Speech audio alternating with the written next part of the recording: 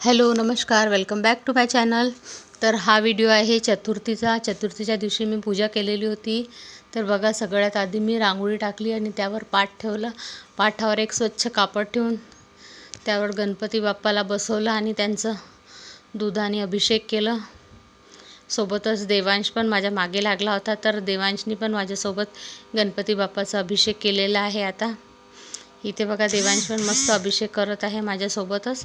आणि त्यानंतर मग अभिषेक झाल्यानंतर गणपती बाप्पाला स्वच्छ कापडनी पुसून घ्यायचं आणि इकडे पूजेची तयारी करायची। सर्वप्रथम एक दिवा लावून घ्यायचा आहे आपल्याला आणि पाटावर एक पान ठेवायचं आहे, खाऊचं पान, आणि त्यावर गणपती बाप्पाला बसवायचं आहे।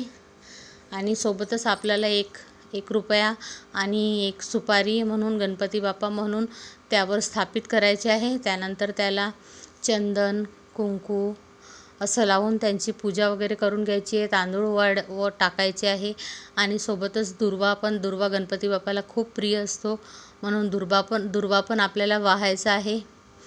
त्यानंतर आपल्याकडे जे पण फुलं वगैरे असतील, हार फूल ते पण आपल्याला त्यावर ठेवायचे आहे। अशा प्रकारे आमच्याकडे चतुर्थीची पूजा करते मी। आणि सोबतच मी मोदक पण केलेले होते।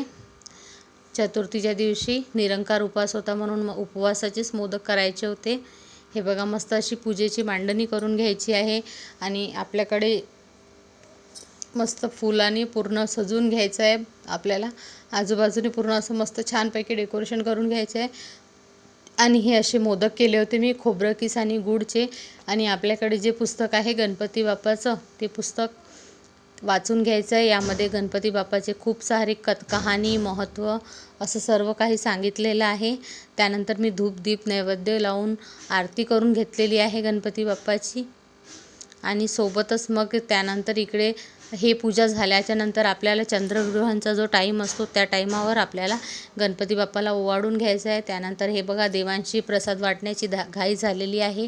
चंद्रदर्शन मी केलेलं आहे, चंद्राची पूजा अशी झाली आमची पूजा। आणि हा दुसऱ्या दिवसचा व्हिडिओ आहे। त्यानंतर दुसऱ्या दिवशी होती षष्ठीची पूजा, हरछटची पूजा म्हणतात याला। दरवर्षी मी हे पूजा करतात, कारण जेव्हापासून देवांश माझ्या पोटात होता तेव्हापासून मी हे पूजा करण्याला सुरुवात केलेली होती। याला हरछटची माता असं म्हणतात।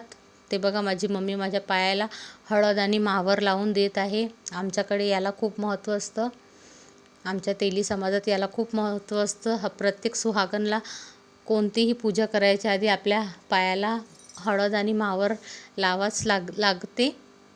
अशी आमची पूजा, आम्ही हरछटची पूजा केलेली आहे। तुमच्याकडे पण अशी पूजा असते काय?